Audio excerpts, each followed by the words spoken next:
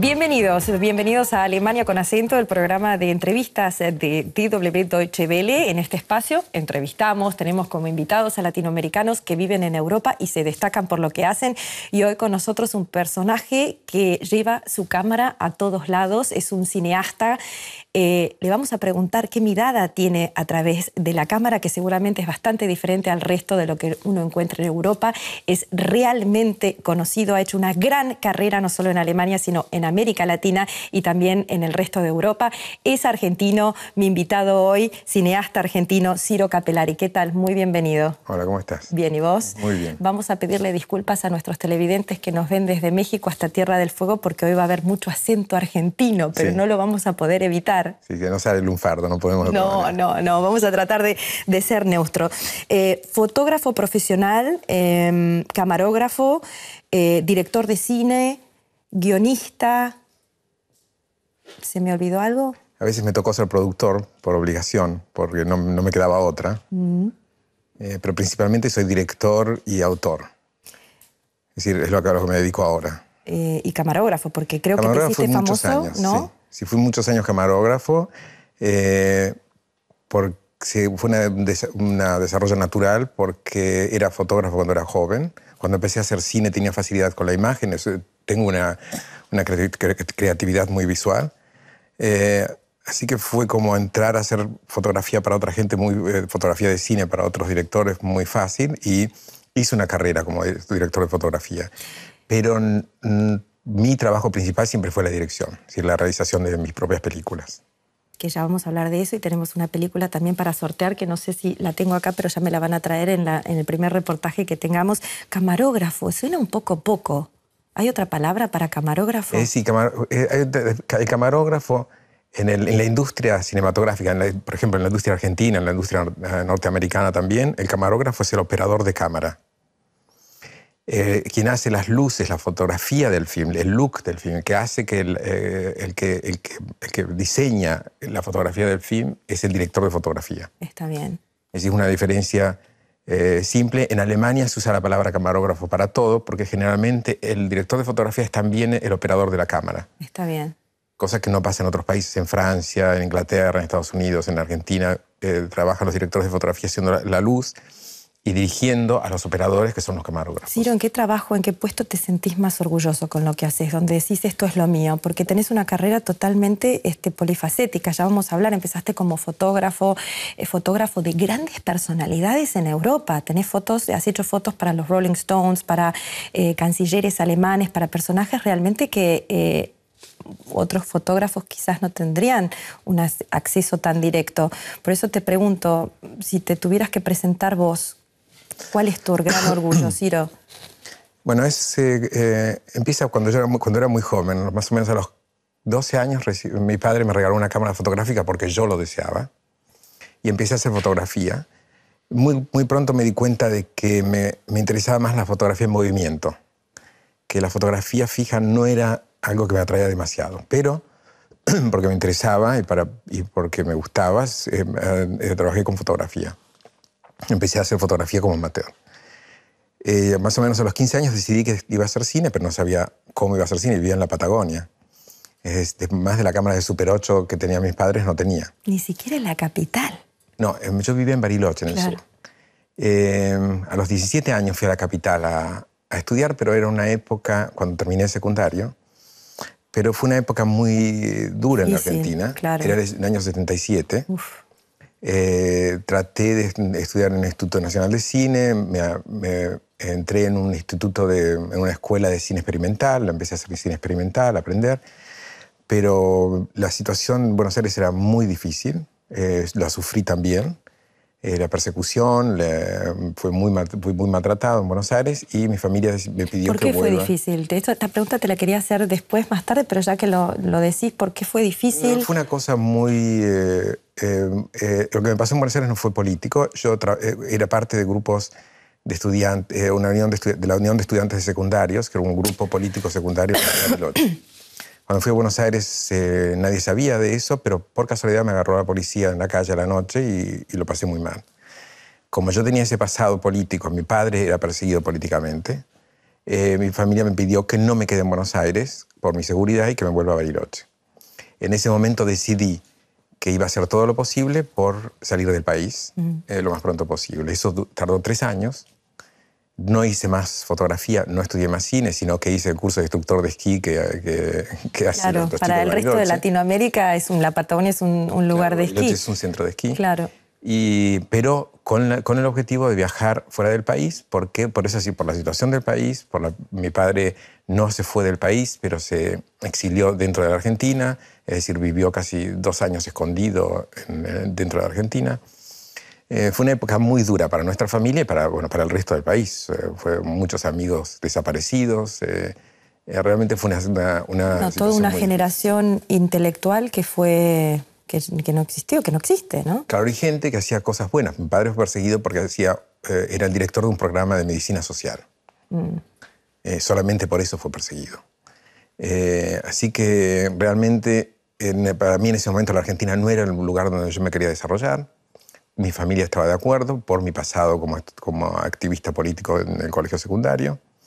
Así que decidimos que yo viaje a Europa. Y viajé a los 19 años. Quédate ahí con los 19 años porque primero que nada queremos mostrar un poco a nuestra gente en Latinoamérica a quién está con nosotros, porque te fuimos a filmar para darle un tentempié a la gente quién es Ciro Capellari, y después seguimos hablando cuando venís a Europa y la gran carrera que hiciste y que estás haciendo, y que para mí es un gran placer tenerte aquí en Alemania con acento. Ciro Capellari, bienvenido, y esta es una parte de su pequeña historia. Ciro Capellari busca inspiración para su próxima película.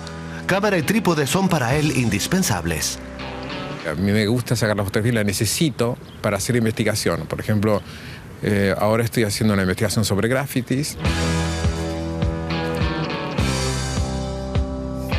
Voy a los lugares donde se hacen grafitis y trato de fotografiar los paisajes. Es solamente una fotografía que me inspira para la historia que estoy escribiendo. Las imágenes siempre fueron su pasión. En Alemania, aprendió a realizar películas. Ahora es un director de cine de éxito. Hace 30 años dejó su tierra natal, Argentina. Cuando yo tenía 20 años, decidí irme de una Argentina en la que la situación era muy complicada. Había una persecución política muy grave, habían desaparecido ya muchas personas y mi familia también estaba amenazada. Así que decidí partir a Europa. En Múnich encontró su primer trabajo. Cuando llegué a Alemania tenía una preparación como fotógrafo y tuve la suerte de trabajar con una agencia de fotos que hacía retratos de personalidades. Por ejemplo, uno de mis primeros retratos fue el que era en ese momento el canciller de Alemania, Helmut Schmidt. En Alemania se abrieron nuevas perspectivas para Ciro. Viajó por el país y descubrió Berlín. La capital dividida lo sedujo.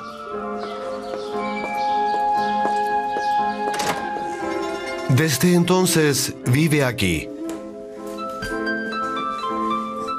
Berlín Occidental, entre los muros, me fascinó totalmente. Realmente me quedé con esa situación de todo ese mundo que todavía eran restos de la Guerra Fría, esa libertad que había en esta ciudad,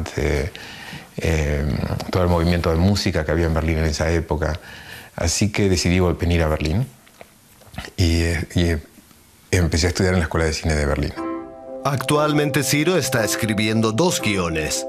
Desde que terminó sus estudios en la prestigiosa Escuela de Cine de Berlín, DFFB, realiza películas por todo el mundo.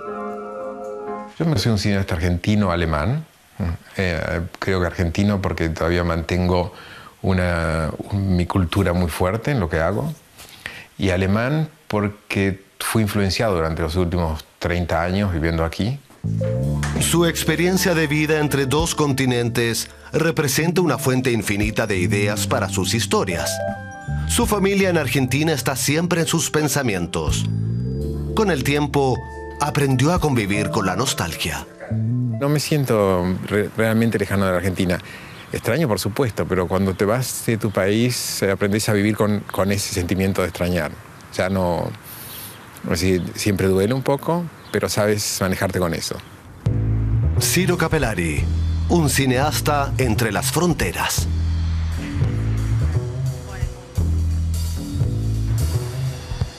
Un cineasta que está sentado aquí.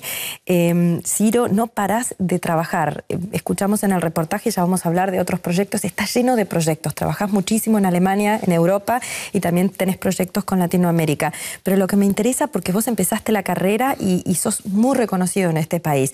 ¿Tenés un ojo diferente, un ojo latino cuando filmás? ¿Una otra forma de ver la estética que el resto quizás de tus colegas? Es difícil de contestar esa pregunta. Creo que soy exótico aquí. Cuando llegué a Alemania era uno de los pocos cineastas extranjeros. Por ejemplo, en la escuela de cine donde yo estudiaba había una griega y yo como extranjeros en mi curso de la escuela. Estamos hablando desde hace 20 años. 84. Uy, hace un montón, un montón. Y después Berlín se fue internacionalizando. Si vemos el Berlín que vemos hoy no es el mismo al que yo llegué hace 30 años. Es decir, era realmente muy diferente. Pero yo creo que sí. Lo que quizá vieron los alemanes en mí es una pasión, un tipo de pasión por las cosas, por la forma en que yo trabajo. ¿Se entiende la pasión de otra forma desde el punto de vista latinoamericano que el europeo nórdico? Una pasión más emocional. Es decir, la pasión existe en todo el mundo, es verdad. Pero la forma de acercarse emocionalmente a la imagen, por ejemplo, es diferente, yo creo, en un director de fotografía. ¿De qué estamos hablando, Ciro? Es muy difícil.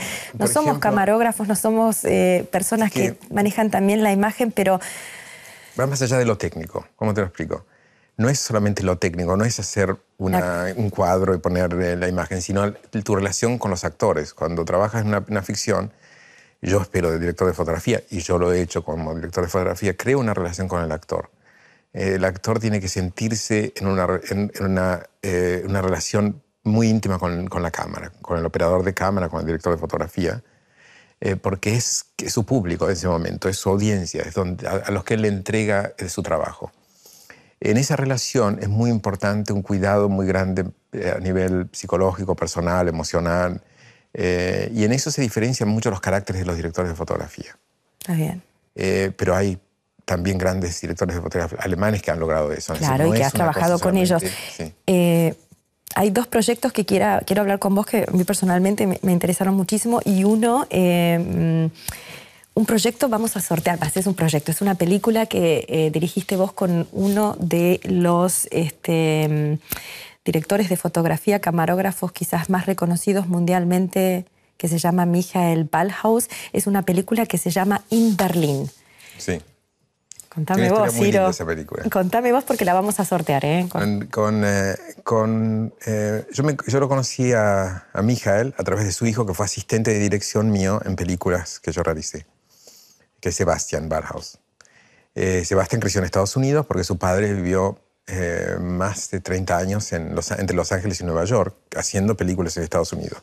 Si conocen la historia de Ballhaus, él empezó haciendo películas con Fassbinder y con Peter Lilienthal. Con Robert Redford también.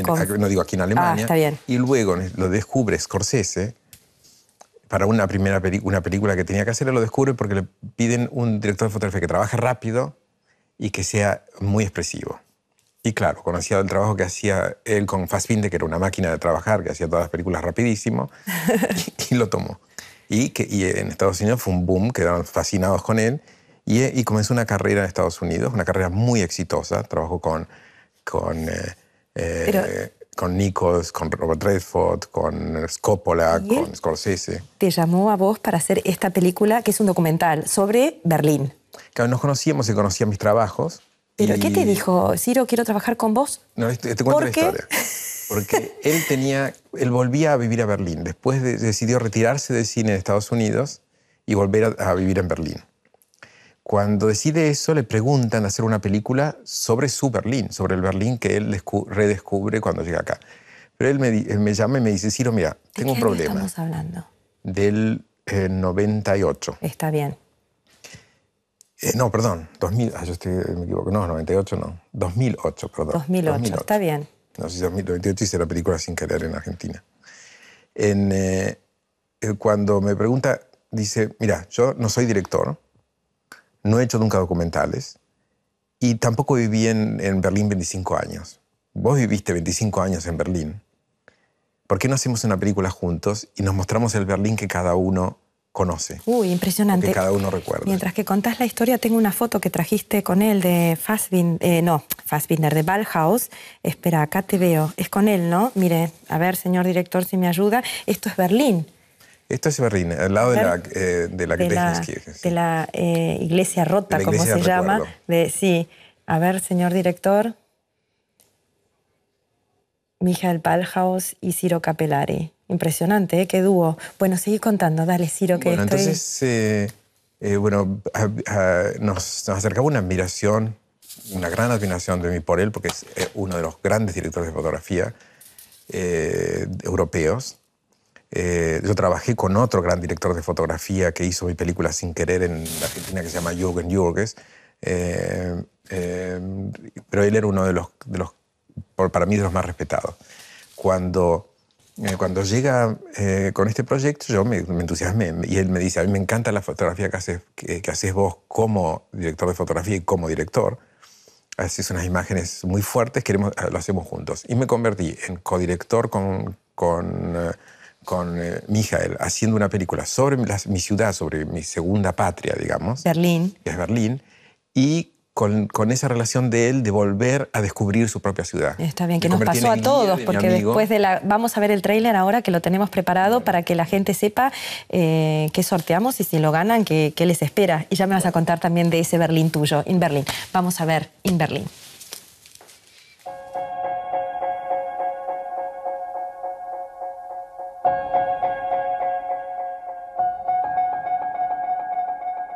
Berlin ist ein Dorf. Großes Dorf. Und das ist auch schön so. Berlin ist anziehend, Berlin ist hip geworden. Wenn man von dem alten Ost in den alten Westteil will und in der Regel im Stau steht, dann hat man einfach immer noch mal eine kleine Erinnerungsminute. So von Los Angeles auf Deutschland geguckt, war Berlin ganz schnell die einzige Stadt, die Spaß gemacht hat. Der erste Eindruck, den die Stadt einem Süddeutschen mitteilte, war die Abwesenheit des Schönheitssinns. Das ist Berlin. Und wenn die Bezahlung, dann lassen Sie mich auch mal ausreden. Wenn die Bezahlung sind Sie von der Polizei? Jawohl. Das merke ich. Geld der oder ich schießt los. Ich bring euch Keks back auf den Friedhof. Und dann gibt es so eine Berliner Mentalität eben, die an allem was rumzunölen hat. Das weiß ich nicht.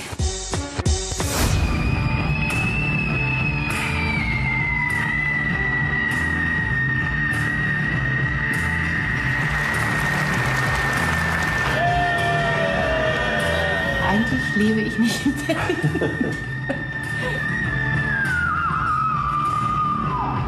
Auch wenn es mich weit wegzieht von Berlin. Das ist der Platz, wo ich immer irgendwann zurückkehre. Veíamos el tráiler de la película In Berlin, una película de Michael Ballhaus y Ciro Capellari. Ciro Capellari es mi invitado hoy en Alemania con acento, cineasta, guionista, productor, camarógrafo, fotógrafo también. Y bueno, ha hecho muchísimos proyectos, uno de ellos es In Berlin. Nosotros sorteamos la película para la gente que nos escriba o la gente, si tienen Twitter, bienvenidos sean también, que nos tuiteen. Tenemos acá @dw_espanol sin ñ. Esa es nuestra dirección de Twitter. Funciona rapidísimo, lo hacen rápido y si tienen suerte podrán ver la película In Berlin en Latinoamérica, en el país donde ustedes estén. O también si nos escriben en Alemania con acento @dw.de. Y ahora le vamos a preguntar a Ciro qué nos espera si vemos esta película. ¿Qué Berlín mostrás, Ciro? Porque Berlín es una de las ciudades con más caras, con más polifacéticas que creo que hay en Europa, también por la historia del muro de Berlín, la caída. Es un Berlín que ya hoy no existe, porque Berlín cambia vertiginosamente. Es impresionante las cosas, cómo la sociedad berlinesa se ha desarrollado en los últimos 20 años, un poco más de 20 años después de la caída del muro. El Berlín que mostramos es un Berlín de la cultura, pero también de la gente simple, que, por ejemplo, un kiosquero, un dueño de un kiosco turco, o un muchachito que hace secundario y canta raps, pero también el ministro de Exteriores en esa época, ahora este nuevo ministro de Exteriores, Steinmeier. El alcalde de Berlín, que también es muy... El alcalde de Berlín, que es muy, muy carismático y muy conocido, muy famoso. O Maybrit Illner, que hace un programa en Berlín sobre política. O un cantante amigo mío desde la época en que yo llegué a Berlín, que es Alexander Hake, de un grupo que en la Argentina es muy, muy querido, que se llama Einstürzende Neubauten, claro, un grupo punk rock de la época de los 80. Es decir, es muy polifacético. Con mi hija nos tratamos de presentar figuras con las que teníamos relaciones. Por ejemplo, Steinmeier es un amigo Ministro de Relaciones Exteriores. Bobereit, Maybrit Illner y Alexander Hake eran amigos míos que yo pongo en la película. Todas grandes figuras del mundo alemán, realmente impresionante. Ojalá lo puedan disfrutar ustedes, así que tuitéennos y escríbanos, porque la película también fue presentada en el Festival de Cine de Berlín, con gran éxito, Ciro. Sí, fue Esto es un homenaje a una de las ciudades más importantes en estos momentos del mundo. ¿Sigue siendo tan importante mundialmente o no, Berlín? ¿Vos qué decís? Yo creo que Berlín tiene un estatus especial siempre. Berlín es una ciudad de libertad, lo era ya.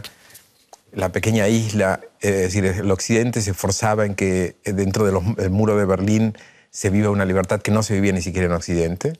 Y ese espíritu se mantuvo en Berlín.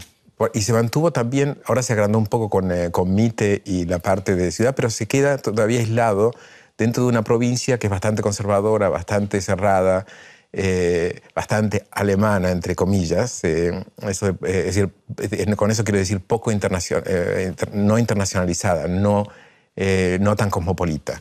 Pero el centro de Berlín se mantiene con esa libertad y eso atrae mucha gente joven, artistas. Claro.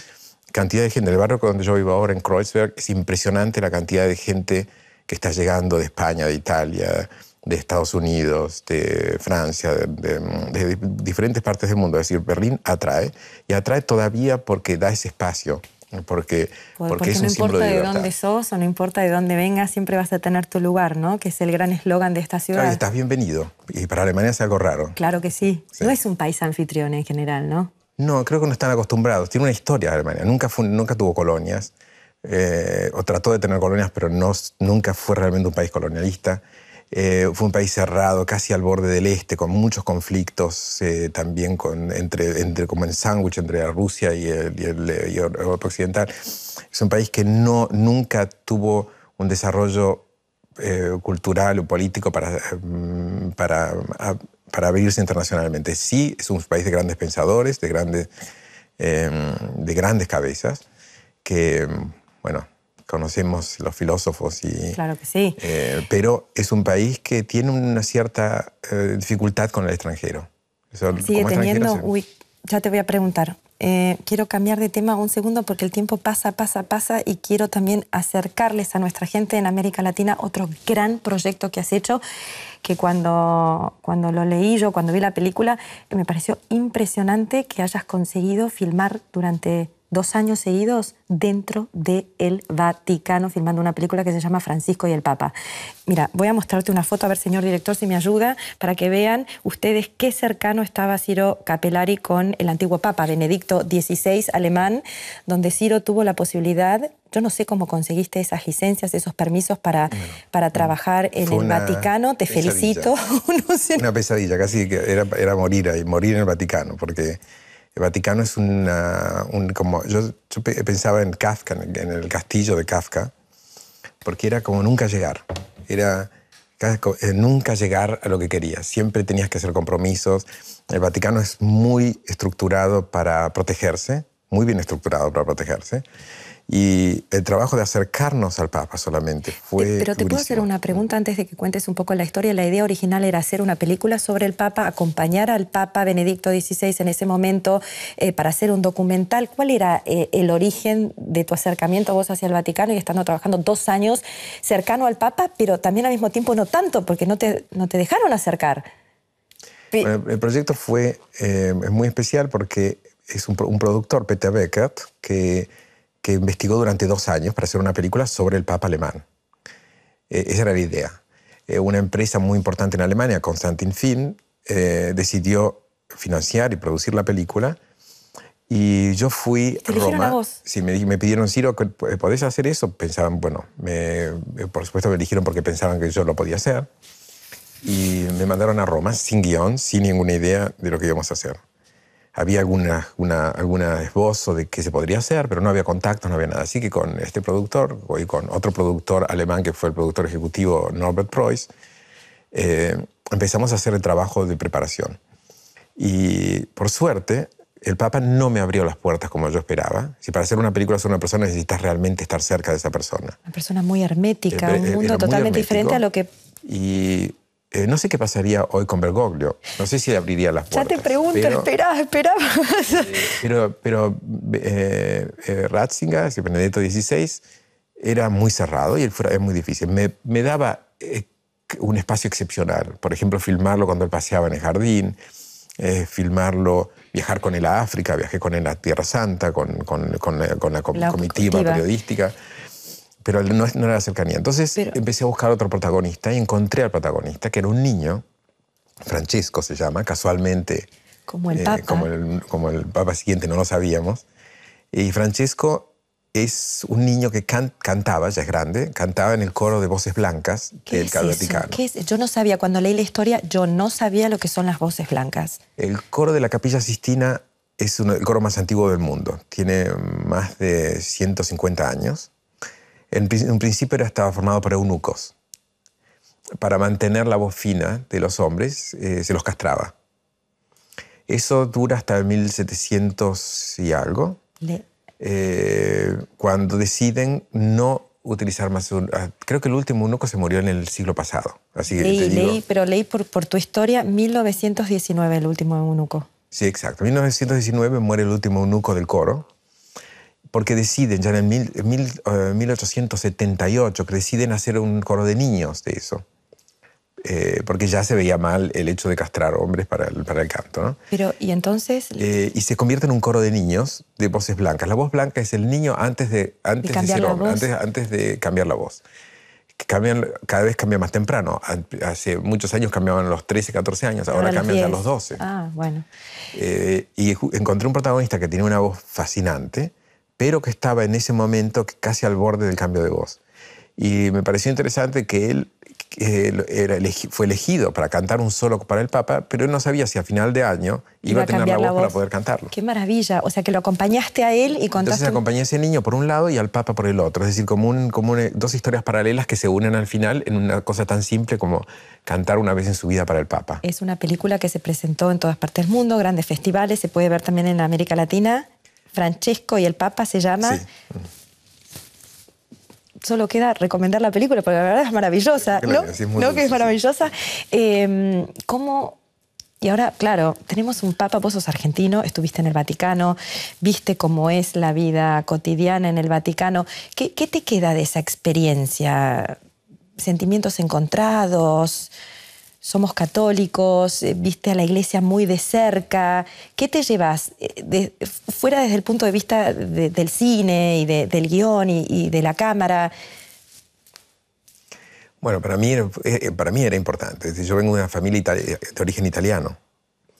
Se supone que en nuestra familia también un hombre de nuestra familia, antecesor de generaciones anteriores, fue Papa, que fue Gregorio XVI, Mauro Capellari. Así que teníamos toda esa historia, esa fascinación con el Vaticano. En mi familia siempre existió, a pesar que muchos de nosotros no somos más católicos. Cuando le dijiste, perdón, a tu familia argentina que te vas a pasar 2 años en el Vaticano...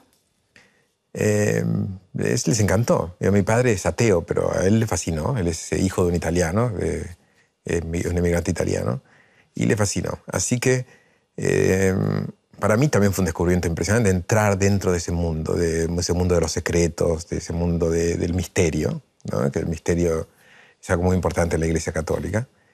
Y realmente descubrí ese mundo desde un punto de vista bastante burocrático, por un lado, pero también llegué a ver cosas que nunca hubiera visto si no hubiera investigado para esta película, si no hubiera filmado esta película. Pero las anécdotas de del trabajo de la película son muy divertidas. Porque... Contame una, porque me imagino que estamos todos así pendientes a lo que nos vas a contar ahora de la vida del Vaticano. Después tengo un reportaje sobre el nuevo Papa para hablar... Si te invitan otra vez al Vaticano, ¿cómo sería la película con el nuevo Papa? No, yo creo que una película basta en el Vaticano. No, pero contame, ¿qué anécdota te...? No, por ejemplo, nosotros teníamos un arreglo con el Papa y con el Pontificio para hacer una filmación impresionante de una misa el 27 de junio. La misa de Pablo y... ¿Cómo se llama la misa ahora? No recuerdo, lamentablemente. Una misa muy importante. Yo traje 4 camarógrafos de Alemania, son 18 sonidistas. Pero es un trabajo. Un trabajo. Imagínate la iglesia de San Pedro. Es una iglesia que entran no sé cuántos, 20.000 personas. Es decir, teníamos que filmar eso con cantidad de cámaras, con todas las restricciones que te pone el Vaticano. Una cámara tiene que estar acá, la otra tiene que estar acá. Yo trataba de hacer el Joker, de poder moverme, pero también no me podía mover demasiado. Bueno, todo muy complicado. De pronto el Papa se levanta a la mañana y dice un día de sol hermoso para hacer todo filmado afuera y adentro. Y el Papa decide no, se hace todo adentro y me echan a todos los camarógrafos. Me quedo solo adentro de la iglesia con el Papa, así con el Papa. Esas cosas nos pasaban permanentemente. O una anécdota muy divertida. Quería filmar con el helicóptero del Papa. La idea, yo pedí que me dejen viajar con el Papa en helicóptero, lo que nunca fue posible. Pero yo organicé, cuando hacen deporte los chicos del coro, lo hacen en una cancha de fútbol que está sobre la pista. Donde se ve, está más alto que la iglesia de San Pedro, casi se ve la cúpula de la iglesia de San Pedro. De ahí de los jardines del Vaticano sale el helicóptero y viaja a Castel Gandolfo. Y yo le pedí que cuando pasan por ahí, de poder filmarlo. Filmé al Papa cuando sube, con un equipo que filmaba al Papa cuando sube al helicóptero. Y después yo estaba con los chicos jugando fútbol y cuando los chicos del coro, cuando jugaban al fútbol, cuando pasa el helicóptero, lo saludan. Pero pedí que avisen al piloto que quería que pase por ahí. Entonces el piloto da una vuelta alrededor de la cancha de fútbol y se va. En el Vaticano, cuando ven que el helicóptero vuelve, mandan las ambulancias y los bomberos y todos porque creen que el Papa tenía una crisis o algo le pasaba. Se armó, cuando vuelvo al Vaticano, me dicen no puede entrar más al Vaticano, está prohibido porque usted ha desviado el helicóptero del Papa. ¿Cuándo vas a escribir un libro sobre todas estas historias, Ciro? Lo vamos a leer, debe haber muchísimas anécdotas. Hay muchas, en Tierra ¿no? Santa, lo que nos pasó en Jerusalén, perdidos en Jerusalén vacío. Quiero mostrar ahora el reportaje del nuevo Papa para hablar un poco sobre lo que está pasando y los cambios un poco que están pasando desde el punto de vista que vos estuviste en el Vaticano, sos argentino, sos cineasta y a ver qué ya dijiste, una película sobre un Papa basta, ya la segunda no haría, pero qué personaje interesante el nuevo Papa Francisco, ¿no? Sí, realmente, sí. Vamos a ver el reportaje y después seguimos hablando. Para su papado, Jorge Mario Bergoglio escogió un nombre significativo, Francisco, en referencia al fundador de la Orden de los Franciscanos, San Francisco de Asís, que hizo un voto de pobreza. Fratelli e sorelle, buonasera. Hermanos y hermanas, buenas tardes. Con este tímido saludo, Francisco, el primer papa latinoamericano de la historia, conquistó los corazones de los fieles. Su predecesor, Benedicto XVI, renunció por motivos de edad en un momento en que escándalos como Vatilix y los casos de abusos de menores dañaban la reputación de la Iglesia. En julio de 2013, el Papa viajó a Lampedusa para recordar a los inmigrantes que perecieron intentando cruzar el Mediterráneo. Francisco denunció el drama de los refugiados meses antes de la catástrofe de Lampedusa, en la que murieron casi 400 personas. Río de Janeiro fue hasta la fecha la única salida de Francisco al extranjero. En Brasil, el Papa rezó junto a millones de jóvenes en la Jornada Mundial de la Juventud. En el viaje de regreso, rompió tabúes al hablar de la homosexualidad. Si una persona es gay y busca al Señor y es de buena voluntad, ¿quién soy yo para juzgarlo? El gran proyecto de Francisco es la reforma de la curia. Su primer paso fue reformar las finanzas de la Iglesia Católica tras los escándalos de la banca vaticana y crear una comisión de control. Con todo, son muchas las reformas pendientes, aunque muchos en Roma quieran ver en Francisco a un superhéroe. Ciro Capellari es mi invitado en Alemania con acento, es argentino, es cineasta, pasó 2 años dentro del Vaticano filmando una película que tuvo muchísimo éxito y quizás ustedes puedan tener la posibilidad de verla, Francesco y el Papa, y estábamos mostrándole a ustedes también un reportaje sobre el Papa Francisco. Ciro, la pregunta cae de por sí sola, si tendrías que hacer una película sobre Francisco. Primero, ¿vos crees que él te dejaría acercarte tanto? Creo que sí, creo que él tiene la humildad para aceptar que se haga una película. El problema del Vaticano es que ellos tienen mucho miedo de la excepción. Claro. Es decir, el argumento contra mí para decirme no, Benedetto, no entrar en su departamento a filmar, era decir, no puedo hacer una excepción. Y que seguramente a Francisco le pasará lo mismo. Es un papa muy mediático. ¿Vos crees que le haría bien tener una película sobre él? Creo que sí. Ahora Gresti, un director argentino, está haciendo una ficción sobre la historia de él. Mira. Sí. Y creo que sí, le haría bien. Le haría bien a la Iglesia también abrirse a bajar al nivel de la tierra con respecto a sus creyentes y al resto del mundo. Y creo que él lo está haciendo un poco. Creo que es un gran paso para la Iglesia, que en cada discurso él deja salir una información de su apertura, de su humildad. Yo creo que eso es importante para la Iglesia y para la relación de la Iglesia con el mundo. Hablemos de Argentina, porque hablamos tanto de tu carrera acá en Europa. ¿Tenés alguna relación con tu país, sí, con mucha, Argentina? Sí. Yo viajo todos los años a Argentina. Siempre tengo una excusa, bueno, además mi familia. ¿Te paran en la calle? ¿Sos conocido allá? No tanto. Sí, según en épocas cuando estoy produciendo algo, que salen más fotos en la prensa, sí, pero si no, no. Los directores no somos tan conocidos como los actores, no somos los que estamos delante de la cámara. Tenés razón. Retiro la pregunta, Ciro. Pero bueno, estoy con un proyecto en Argentina también. ¿Qué estás haciendo ahora? Un drama, también un drama comedia, así un dramedia sobre una historia muy dulce que pasa toda en el barrio La Boca en Buenos Aires, sobre fanáticos de fútbol de nuestro querido club Boca Juniors, o mi club. Nuestro querido. Bueno, me alegro. Y es una historia muy dulce de la historia de un niño que tiene miedo que su abuelo se muera, se quiera morir y quiere alegrarle la vida. Cuando te escucho hablar veo mucho esta influencia italiana de Cinema Paradiso, de la historia de la mirada de los niños, del fútbol, de la calle, de la emigración. ¿Son temas realmente que te acompañan durante toda tu vida, Ciro? Sí, creo que el neorrealismo italiano me inspiró hacia el cine. Cuando justamente una época que viví en Buenos Aires, a los 17 años, iba todos los días a un cine que quedaba en la calle Mitre, el cine Mitre, que no existe más, que era un continuado de cine neorrealista italiano. Y iba con mi abuela, creo que mostraron una foto con mi abuela paterna, que le encantaba también el cine, y nos íbamos a ver 4 películas a la tarde, porque era una oportunidad increíble, un cine que solamente pasaba películas de neorrealismo, post-neorrealismo, y realmente aprendí mucho de cine allí. Ciro, yo te quiero agradecer muchísimo porque está lleno de anécdotas, lleno de proyectos. Espero que en algún momento escribas algo sobre todas estas vivencias dentro de lo que es el cine y tu experiencia también como emigrante, porque vos, volviendo a la pregunta de antes, porque te interrumpí, que decías que, bueno, Alemania no es un país que da la bienvenida y Alemania es un país que es un poco reacio a los extranjeros. Después de tantos años vivir acá, teniendo la carrera que tenés, habiendo trabajado con tanta gente de renombre en Europa y en Alemania, ¿seguís creyendo que esta Alemania sigue siendo reacia al extranjero en el 2014? A mí me trataron muy bien y me han recibido muy bien. Y yo me siento casi parte de este país, en alguna manera parte de este país. Me siento un extranjero en este país, pero realmente soy parte de este país, soy parte de la historia de este país y soy activo en la vida cultural de este país, de Alemania. ¿Qué tenés de alemán? Creo que